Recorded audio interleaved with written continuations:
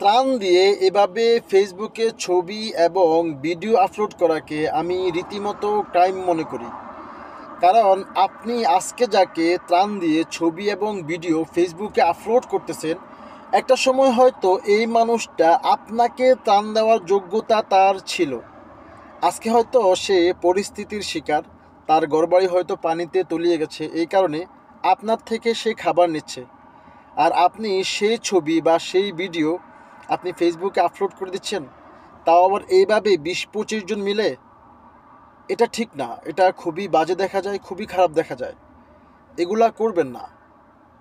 যদি না জানেন যে কিভাবে ত্রাণের ছবি বা ত্রাণের ভিডিও ফেসবুকে আপলোড করতে হয়, সেটা আপনারা আজ সুন্নাহ ফাউন্ডেশন থেকে শিখে নেবেন।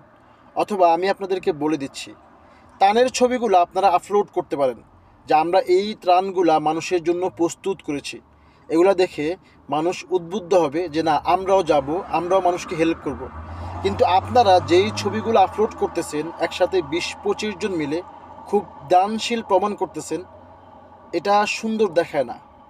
এটা করবেন না।